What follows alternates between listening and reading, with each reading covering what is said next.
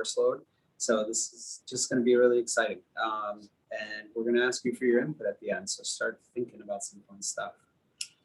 I think we can get started here. I'm a little anxious myself. All right, so we've got a few people here. This is going to be a great session. I'm so excited for this special edition. Like Mike mentioned, we're here in Los Angeles at our Proactive Studios. And Mike comes all the way from the New York auto market. He's our new general manager. So excited to be here with us. And again, we're going to be asking you for your input, your ideas, your suggestions. What do you want to see us film? If you're lucky, we might even film what you're suggesting next month when we come back. But I'm going to kick this off first. Now, we've got a lot to cover today, so we're going to rush through it a little bit. So, Mike, why don't you give us a little lowdown of what to expect? We got this. 30 minutes. We've covered everyone for 30 minutes. We're going to cover you again for 30 minutes. Don't worry, 30 minutes, we'll get you right back to work. Okay. We're going to cover, I'm really excited about this because this is something you guys can put into action right away today and start moving forward on it, okay? Right through the end of the month and through every month after this. So here's our plan for the next 30 minutes. First and foremost, we're going to cover how to measure how good your team is on the phones, right? You sit on the showroom floor every day listening to every single phone call, every single conversation, not phone call, every phone conversation that happens on the showroom floor, correct? You know everything that's going on. Why don't you know it over the phones? How can that make your team better? That's what we're going to focus on today. So first of all, we're going to measure how good your team is on the phone, how to look at it, at all of it, everything that you work on through the national numbers, right? What are the close rates? What are the lead to show rates? What is it nationally? You know what it is locally, but we're going to talk on a national scale because we have people here from all across the country. So we're going to do that. Second, we're going to show you, actually Susan's going to show you, how to listen to the calls and what to look for. We're going to share with you a scorecard. You know, Eric always gets everyone an email out at the end of, after every fire starters. In that email, we're going to give you a scorecard that Susan's going to go over with you today. I'm going to show you exactly what to look for, exactly what to listen to. So, excuse me, so you know what's going on your phones all the time and get your team better. Finally, third most, this one we're really looking forward to. You know, we mentioned we're here in the studios in Los Angeles. We're taking our social selling course load and we're changing it up completely, creating a new showroom to social platform, which we are very excited about. But we're here in the studio. We have time to shoot. Give us some ideas. Give us things you want us to see on the platform. We might shoot it today. We might shoot it the next time we're here, but we want your input. We haven't been in the stores the way we want to because of COVID. So we need to hear from you. We need to hear from your salespeople. So please share with us whatever ideas you are. There are no bad ideas. All right. Thank you. Ready to do this? Yeah, I'm ready. Let's do it. All right. All right. Cool. So let me share something. Oh, you're sharing? I am going to share something. Cool. With the gang. Here we go. All right, guys, let's get into it. All right, here we go. How are we going to improve our game? You can't improve your game without knowing what your benchmarks are, right? You don't know how to improve. A ball player doesn't know how to improve unless he knows where his numbers are and then can decide which numbers he wants to improve and how to get to that improvement, right? It's two steps. Where do I want to improve and how do I get there? And that's what we're going to show you today, okay? So every time the phone rings, that means your advertising dollars are at work getting that phone to ring, getting the internet to ping, okay? Average across the entire country, 35% of every time that phone rings, that customer is going to show up at the store. I'm going to explain what the lead to show is in a second. Second, internet leads. About 25% of the time that internet pings, that customer is going to be in front of you. And you know your closing rates. I know all of you on this system are 60% or higher once that customer is in front of you in the showroom. So let's get these numbers up so you get more people in front of you because we know you just crush it once they're there. All right. So these are average rates, but we're not looking for average here. If you're on this system, you're not average. We're above average. We're about being proactive. And these numbers are your base. Okay. We want to grow from here. All right. So how do we calculate that number? Okay. I know a lot of you know this, but let's talk about how is it calculated so we understand where we need to make the improvements, okay? And listen, if you use eLeads, Dealer Socket, whatever CRM platform you use, just ask your performance manager, how do I pull this report? If you don't know, myself, Susan, Chad, Eric, we're all pretty versed in all of the CRMs. So we can help you too if you rather just come to us and let you tell you where to pull that report. So what you're looking for is, okay, the phone rings, the internet pings, you got a lead that comes in. Now we get on that phone, we talk to that customer, we make a great appointment. Okay, that appointment shows up. Boom, that's lead to show. That's the rate. That's all we're measuring, is that small thing of when the phone hits, the phone pings, the customer shows up in the store, boom, lead to show. That's the number we're looking for, okay? And that's what we're doing. Because think about it, how much does it cost to make that phone ring to that internet ping? Let's ask them. All right, what do you guys knows. think? Anyone has an idea? Anyone has a guess? You can unmute yourselves if you'd like. Or no. It's all right. Here's the answer. Okay. It's about $200 to $250 per lead. Now, if you're in a market like we are right now in LA or Chicago, New York, Miami, it's different. You have much greater concentrations. Your cost per lead might be $300, $400. Okay. So think about it. That investment, okay, that massive investment to make the phone ring, let's handle it right every time. And think about it this way, everybody. We all know how much homework customers are doing before they come to see us, right? Hours and hours. I can read you statistics until I'm blue in the face about how much research customers do. Let's sit back and think about that for a second. That customer just spent hours and hours and hours doing research and homework over where to buy, what car to buy, where to buy it, how to pay for it, blah, blah, blah, blah, blah, all of those things. And guess what? They called you. They submitted a lead to your dealership. Like, after all that time, you picked me?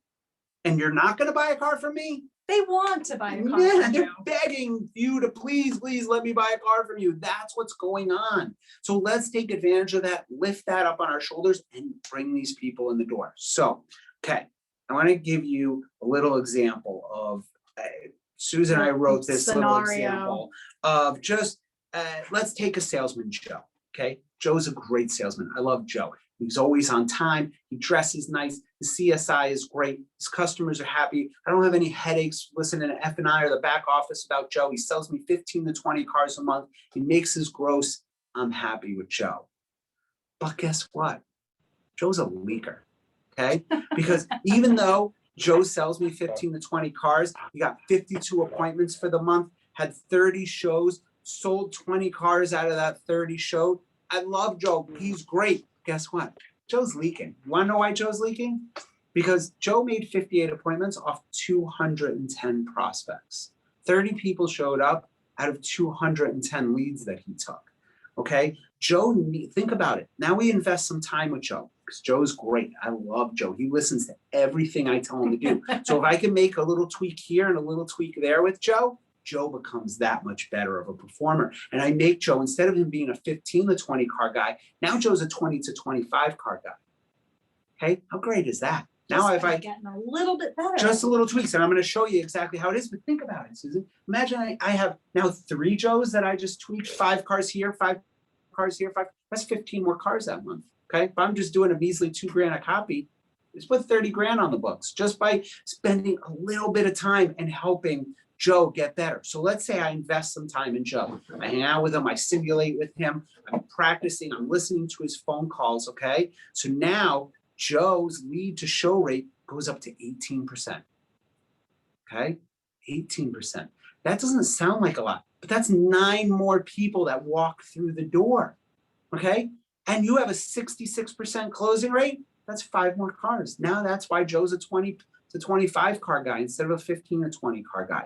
So this is where if we just spend a little time and tweak a little bit of areas and listen to their phone calls and read their leads the same way I'm doing it with every time they have a customer in the showroom, boom, it's a different world. Okay, so how do we get them there, Susan? How do we check them? How do we find this accountability and simulation with them? Well, we're going to show you exactly what you should be listening for. Now, we want to make it easy. We realize that it may not be easy to listen and coach, but just as if you wouldn't blow off a customer on the showroom floor, your phone prospects are the same.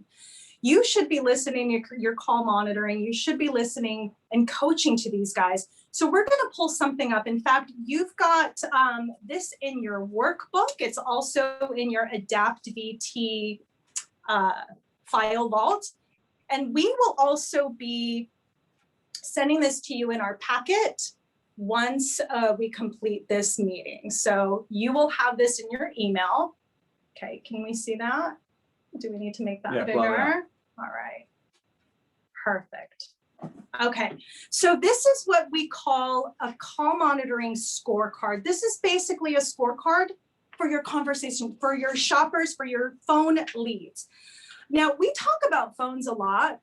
These elements that should be included in each call, you can also translate this to digital. We've done that in our digital reality course, but really these things are essential. And you'll notice that once you get good and master these techniques, these little strategies, you'll be using them on the showroom floor in your conversations. I even use some of this stuff with my own kids, believe it or not. So I have actually. So let's get into, well, sometimes I need control of the conversation. Trust me. He's a talker, he's from New York, so what are you gonna do? All right, so the first one, pack technique. Now, let me back up a little bit. The more of these elements that your reps can include in the phone calls, the higher the chances of them converting that lead, okay?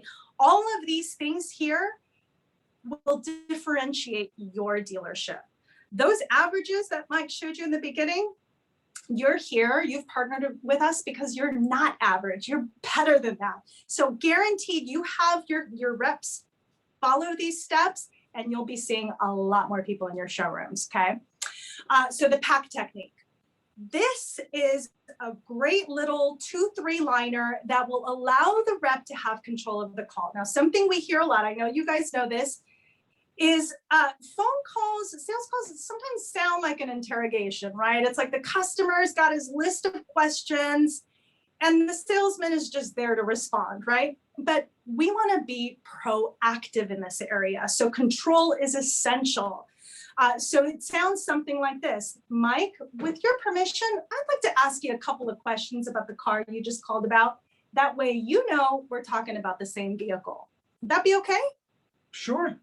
Now, what has he done? As soon as he says yes or sure, what has he done? What have you just done? Giving you control of this conversation. On a silver platter. He's literally handed it to me. Now, it's important to know what to say after you've gotten control. So you've got to know the rest of the steps. But this, starting the conversation on the right foot can actually create a successful call for you. So the pack technique. The second thing is control. Once you've delivered that pack technique method, you've got to know what to say next, and you have to have control of the conversation till the very end. As a salesperson, you're guiding the customer where you want them to end up, which is in your showroom. And so you've got to be asking the questions, or your reps have to be asking the questions. Most of the time we hear the customer ask all the questions, and inevitably they end up asking about what? What do they ask about? Who? The shoppers. The shoppers. When shoppers ask questions on the phone, I mean, believe it or not, a lot of shoppers don't know what to ask. So inevitably the conversation goes to what? Price. It always goes to price. If they're the ones that are asking the questions, it's going to go to price. Shoppers don't know what to ask. They know that they need to ask about price. So having control of the conversation is key. The next thing is echoing. Now, echoing can engage your customer and really confirm to them that you're actively listening. A lot of times I hear salesmen ask the same question 2 or 3 times because they've been multitasking. They're probably not taking any notes. So echoing a customer's responses really engages them, and you build a little bit of trust because they know that you're actually listening to them. So if I were to ask Mike, what features are most important to you in the Mustang? Oh, I really need that Apple CarPlay because I have no idea where I'm going anywhere. Apple CarPlay, great. Yeah. And as soon as I confirm that, hopefully I'm writing notes, he knows that I'm actually paying attention. So echoing is just a little sales technique that can actually create a really strong trust and engagement with your client. The next thing is selling the sizzle. Now, I want to explain this a little bit because I think people get confused when they're trying to sell the sizzle. We're trying to sell the excitement about buying a new car, but not necessarily getting too specific.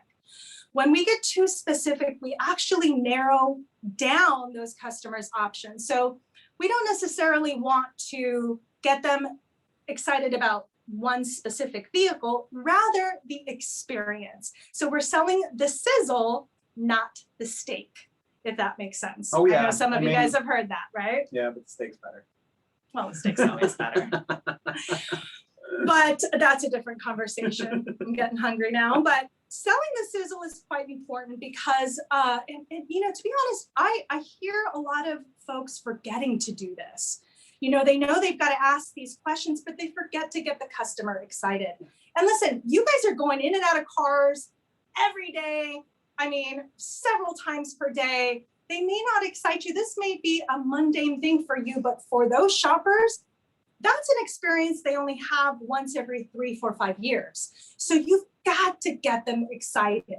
So remember, this is an emotional purpose. Purchase. Get emotional with them. Yeah. Get excited. Get pumped up. Why do you think showrooms have bells and air horns and everything else when someone buys?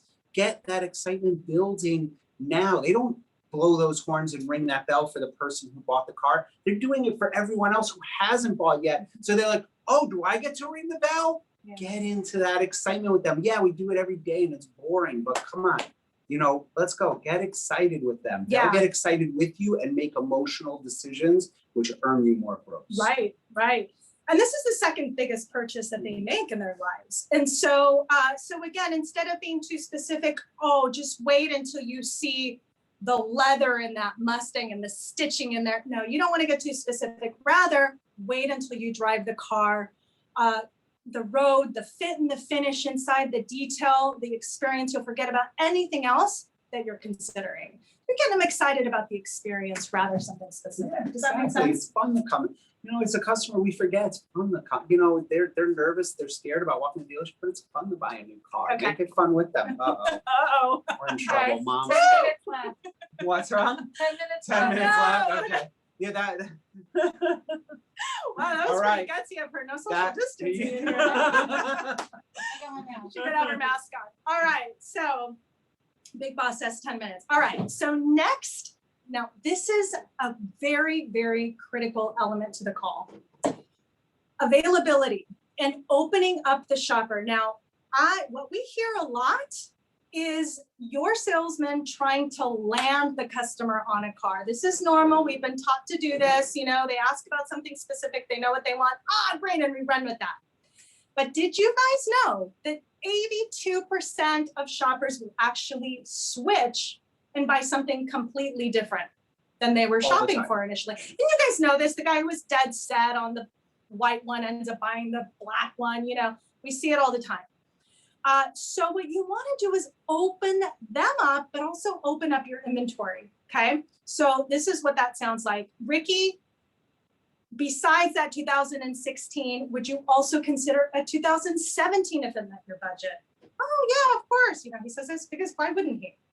Awesome. Besides that vehicle, what other vehicles would you consider? And believe it or not, I think I've read that at any given time, a shopper is considering at least 5 different vehicles. And so you've got to include that. Now, another thing that we do that salesmen tend to do is narrow down their inventory by checking what's in stock now. I'll even hear sometimes people flipping through their inventory. Hold on, what about a red 2018? No, we don't want to do that because the customer might switch. What we want to do is open up our inventory at any given time. How often does inventory change? Every minute of every day. Every time a customer walks in the door ready to trade in their car, my inventory just changed. At any given time, you've got stuff en route. You've got cars in the back getting washed, you've in detail and recon, getting a recall done down the street. Maybe it's even on your front line. It's just not stickered up or not in the CRM. Whatever it is, you need to make sure that you paint a picture of this great availability. Yep. Well, listen, your biggest challenge is going to be narrowing it down to just one vehicle. We've got a ton of vehicles to choose from, et cetera, et cetera.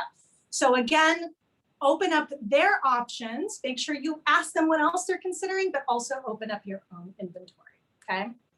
All right, I'm gonna rush through the next one, hooking a trade. Now, this is my favorite. If there is one thing that you include on your calls, it's gotta be hooking a trade. Now, right now especially, the whole country is experiencing low inventory levels, and we're projecting that they'll go down even more. So hooking the trade should be critical and should be mandated on every single call. And this is what that sounds like. Now, the genius thing about this strategy that I love is that you're taking the focus away from the vehicle purchase and flipping the script on them by painting a picture about their car and wanting their car. So are you currently a Ford owner yourself? Oh, yes. I love my Ford. Okay, great. What are you driving right now? Oh, it's great Explorer. All right, tell me a little bit about it. What year is it? Miles? Oh, it's, 2012. It's got like, 80,000 miles on it. It's like a fun, truck we take for family vacations and things. Otherwise, but it's a great car. And is that the vehicle you'd consider trading in? Yeah, it's getting time for that car. Well, listen, that sounds like it would make a great transition vehicle for us. Let me explain. We've got a lot of folks coming in here looking for a new car, can't always afford one for whatever reason. So they end up looking for something a little bit older with some miles on it that they can get into a little bit more affordably. We call these transition vehicles. And for that reason, our appraisers tend to pay a lot more for them. When was the last time you had it appraised? I don't know if I ever did. Well, when can we set up an appointment? In fact, what are you doing today? Nothing. I've come right down now. And then you set the appointment. Okay. So that's what that sounds like. And again, you want to paint this picture for them. Even if they don't set an appointment, then a lot of them will call back or will take action the next time you call them because you've planted a seed in their head. Okay. And guaranteed no other salesman is doing this. Remember that shopper's calling a few other dealerships. Yep. We're going to rush through this next, the appointment. Now, all I'm going to say about the appointment, a lot of you guys are great at this already. Don't give them an option to say no. So what I would do here is give them options for when to come in. So instead of, can I set up an appointment with you? That allows them to say no, or maybe not right now, but rather, when can we have you come in? What works best for you? During the week or on the weekend? During the week. Perfect. Daytime or evening? In the evening after work. Beautiful. Say maybe 6 o'clock? Yeah, that's awesome. Okay, wonderful. Now I can also use another line that works extremely well. That's, as a matter of fact, what are you doing right now? Just shooting this thing.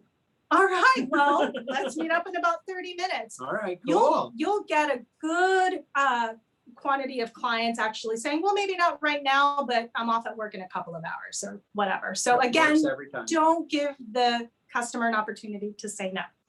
All right, so you're going to get this score sheet in your packet once we're done with this meeting. So let's open up. I want you guys to really think about what type of content you'd like to see us shoot.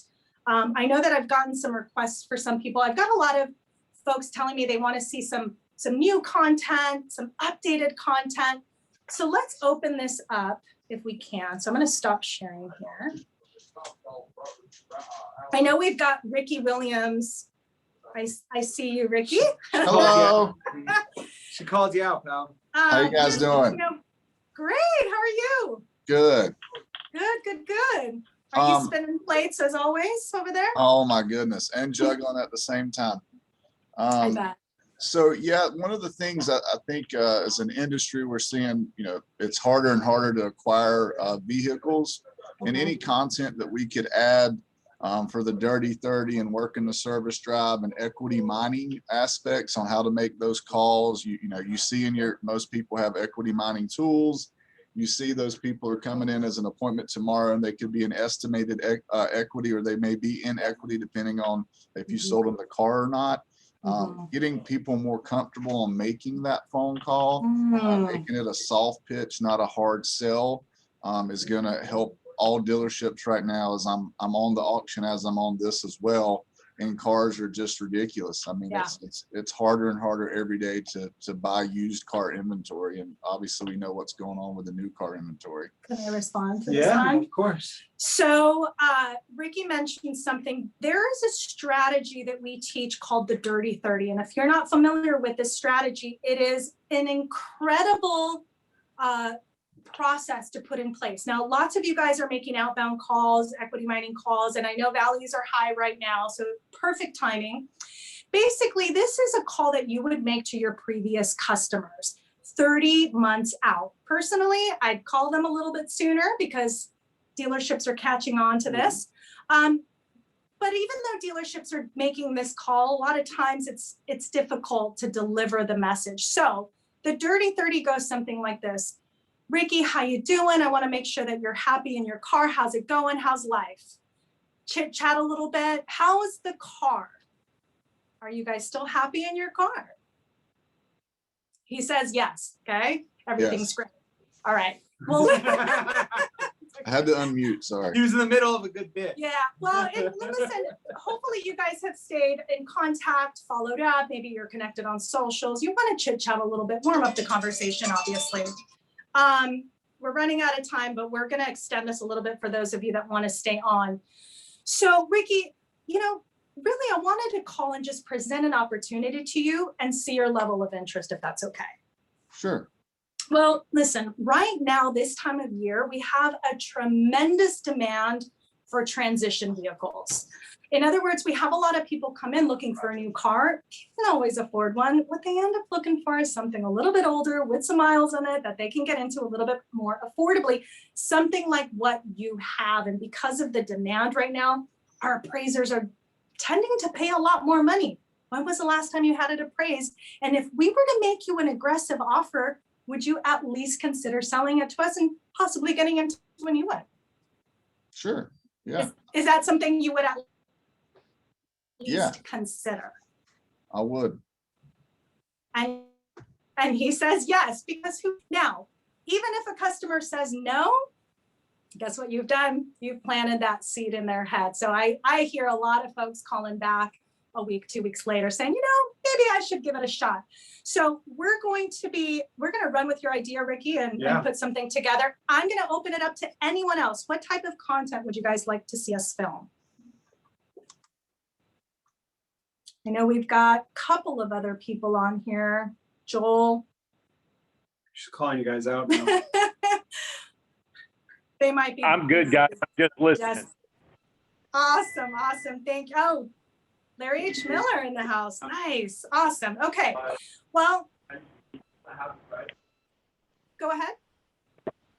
No, it's a loud tower, so I have it on mute. Oh, okay. No And so you guys know what we're doing here in the studio is one of the things we're changing is just complete update and overhaul of our selling social platform. We're going to be calling it From Social to Showroom now, and really help everyone, you know, help the desk managers, all the managers kind of understand on a basic level social, right? We understand it a little bit, but how do you monitor? How do you watch it? How do you know either the in-house person or your out agency is doing the right thing by you all the time? How to check for that, how to be that catch, because you know what, sometimes your boss doesn't have the time to do all that, and you know, you could be the hero kind of watching it all and making sure everything's squared There's away. a lot of leaks in that area right now. There's a lot. And so we're going to show you that way, give you that education on what you need to do, what you need to know, how you need to perform. And then what we're going to give to your sales staff is how to answer that stuff in simple, easy ways. We're going to give them cheat sheets. We're going to give them every way so they get more comfortable answering those leads. Because like you saw at the beginning, you know, 25% is a national average for internet. When these people have taken the time to find you, those rates could be much higher. So our goal is to help all of you. Oh, as always, bring more traffic into your showroom, getting that customer to show up. That's our goal. That's what we try to do, and give you and your team the tools to do it. All right. And Ricky, just so you know, next month, this fire starter is going to focus on hooking the trade, lease appraisals, everything we're trying to focus on when it comes to training managers, like the Saturday Sparks I've been doing, and these. We get it. The inventory thing is just a problem banging on everyone's head. And the more we can help you pull, like you said, equity mining, pulling from that database, getting customers off the service and into the store, is what we're trying to do to help everybody. Because trust me, I get it, pal. It's rough.